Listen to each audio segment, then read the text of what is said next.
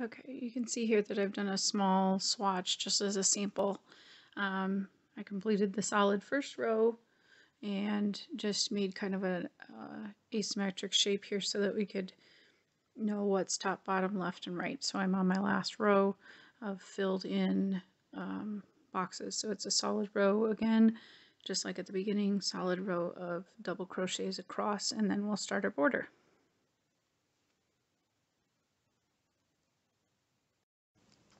Alright, so the first steps that we're going to take to start our border, the first round is a repeat of 4 double crochets in the first opening, and then 1 single crochet in the next.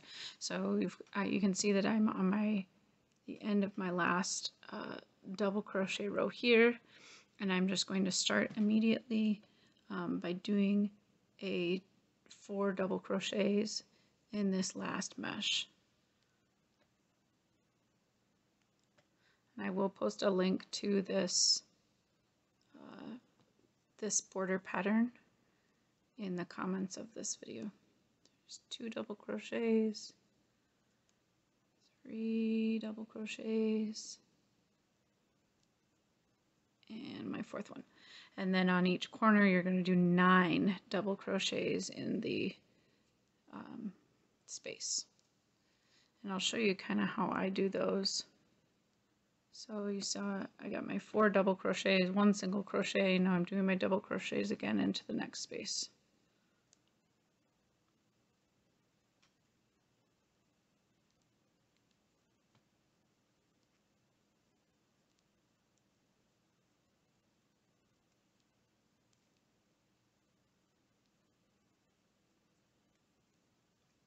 Okay, so 4 double crochets, a single crochet, 4 double crochets, and then into my next space, which is right here.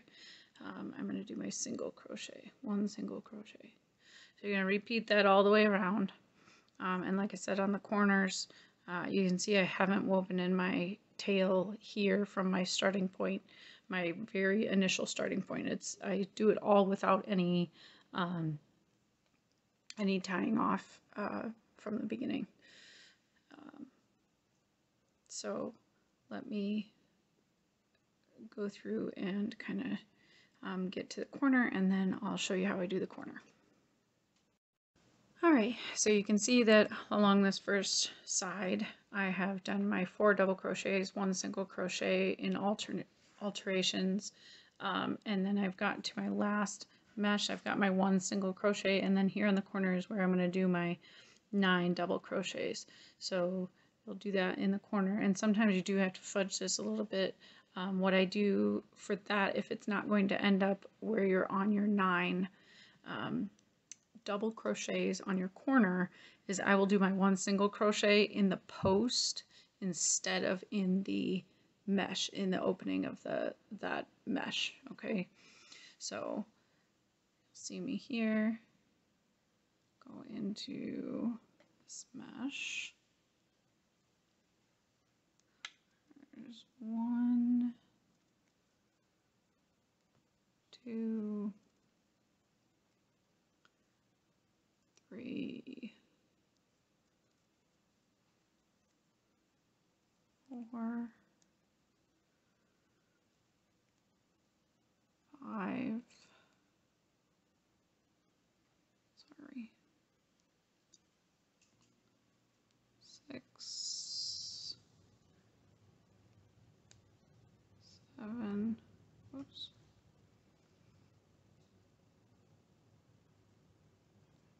7, 8,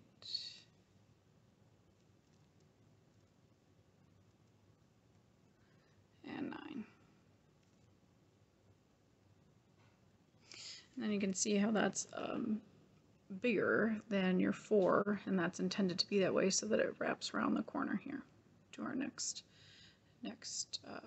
mesh. Now on the opposite sides that you don't already have the meshes built in, you will have to kind of space your 4 double crochets and your single crochet so that you end up with the same number along this side, because you can see you've got your meshes here, to do your single crochet and your 4 double crochets, but you won't have that along the starting and ending sides of the doily because you didn't build that in yet. Sometimes what I will do is I will run a slip stitch to create this gap. I'll run a slip stitch along this way, all the way down the side, and then I will create little meshes by alternating a single crochet and 2 chains all the way back.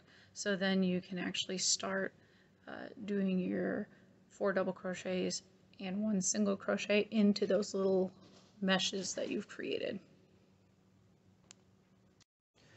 Okay, so I did just finish, you can see I've got my 9 double crochets over here. I did just slip stitch across this side, and now I've done my 1 single crochet to turn around and do my chain 2, and then I'll skip 2 down here. So skip, skip, and then a single crochet in the next spot, and you'll do that all the way back across this side, and that creates those holes that you need for the 4 double crochets in this 1 single crochet pattern. So as you can see in this finished part right now, you can see that this actually makes a nice little kind of shell border. So there have been a few doilies that my intention was to keep the entire doily small, and especially on something that, like this doily that's just a sample, this would be an appropriate border to just leave by itself, to just have a small shell for the border and then not do any more rounds after that. And there have been a few that I've done that way without doing any more rounds. Okay, so I have done my 4 double crochets, 1 single crochet all the way around my doily. On the last mesh, as the pattern calls it, I did 5 double crochets because then I'm going to hook those into the initial 4 that I did with a slip stitch. So that will require a little bit of modification from the pattern that's written like it is at the link that I'm going to put in my video, but that's okay because the way you go around the corners on this next round lines up with how this starts anyway. So on the corner of each next round, you're going to do a single crochet in the 5th double crochet. So essentially you're in your 5th double crochet when you start on this corner. So you're going to start with chain 6, and this is what you're going to repeat all the way around. 4, 1, 2, 3, 4, 5, 6, and then you're going to single crochet in the single crochet. So you've got my chain 6 here, you're going to single crochet in the single crochet here, and this is what you'll repeat all the way around, is chain 6, 6, and then single crochet in the single crochet. So your chain 6 is going to go over top of your 4 double crochets. You're going to do a single crochet in the single crochet of the last round, and then again repeat the 6. And then when you get to the corner, again you do your chain 6, single crochet in the 5th double crochet on the corner, and then chain 6 again down to your single crochet here. So do that all the way around. Okay, so I finished that round. That was round 2, and we're on to round 3. So I'm at my corner and I just connected back with a slip stitch. And the way you start this round is you do chain 3, and that starts as your first double crochet, and then you're going to put 5 more double crochets in this space, in this it's called a 6 space in the pattern. So there's number 2 if you include the chain 3, 3, 4, 5, and 6. Then your next 6 chain space, you're going to do chain 3, and then you're going to just do a single crochet in the next chain 6 space. Okay, then another chain 3, and then 6 double crochets in the next one. So it's going to be 6 double crochets, chain 3, single crochet, chain 3, 6 double crochets. That's what you're going to repeat all the way around. If you're looking at the pattern, it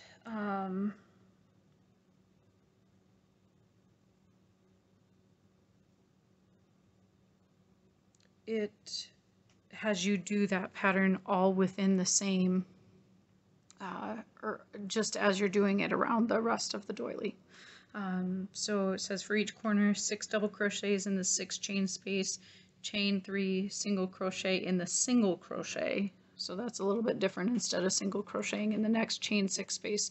So here in the corner, you'll do 6 double crochets, your chain 3, your single crochet will go in this single crochet, and then chain 3, and then 6 double crochets, and then you'll continue to do the pattern.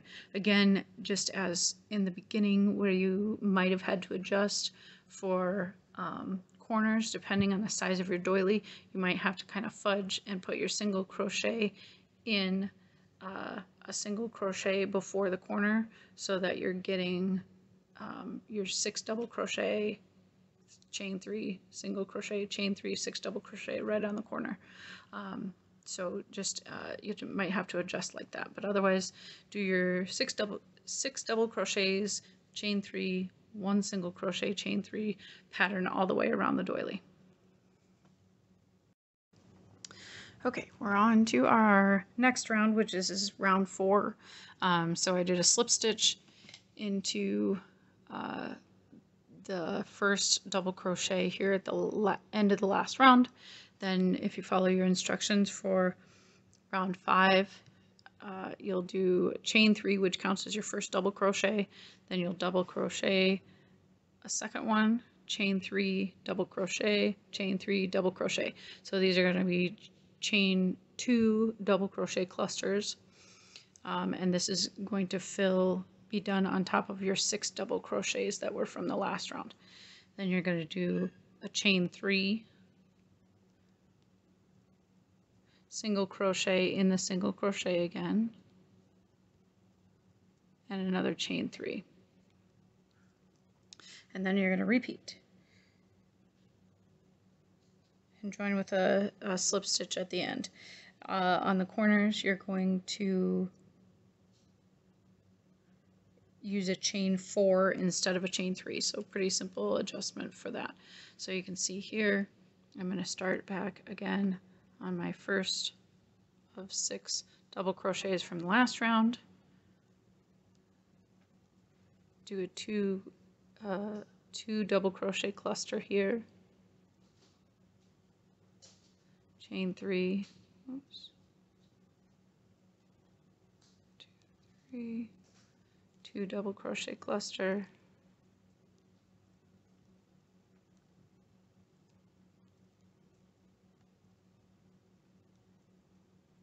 chain 3,